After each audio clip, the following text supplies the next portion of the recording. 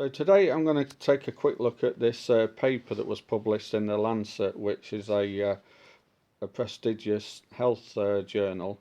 So we can see here from the title, this is about excess mortality that is attributed to heat and cold, and it's an assessment across 854 cities in Europe. Now the actual text of the article we're not interested in. What I want to do is go down to a particular graph which turns out to be quite misleading. Now, if John Allen Paulus was writing his book How to Lie with Statistics Today, this would be a kind of classic example of misleading graph.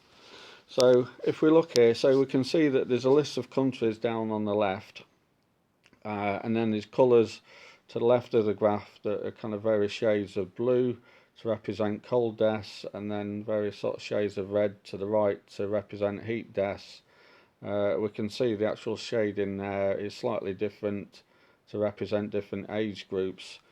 Now, if we look at the countries at the top, it's not surprising that when we see countries like Denmark, Estonia, Finland in the northern hemisphere, that cold deaths far outweigh heat deaths.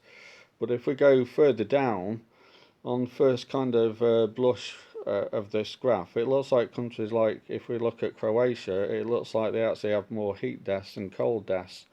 Likewise with Slovenia. And if you're not looking at this carefully, you get a particular distorted impression. But if we look carefully at the x-axis along the bottom there, we can see it's the excess death rate per 100,000 person years, and this is broken down at least in terms of the numbers they're showing, to 50, 100, 150, 200 and 250 there for cold deaths. But if you actually notice, on the right hand side for heat deaths, the x-axis actually goes from 0 to 250, but what they've actually done is they've actually truncated the ones between 40 and 250.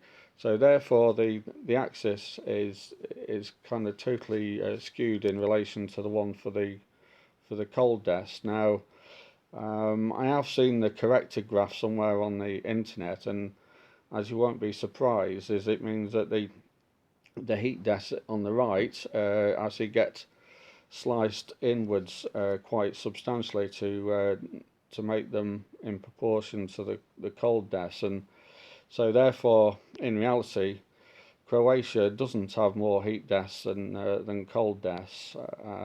Same with countries like Slovenia. So I wouldn't like to speculate whether this was a deliberate distortion or whether it was, a kind of accident and they didn't realise that it would be a distortion the way they presented this graph. I'll leave that up to you to decide.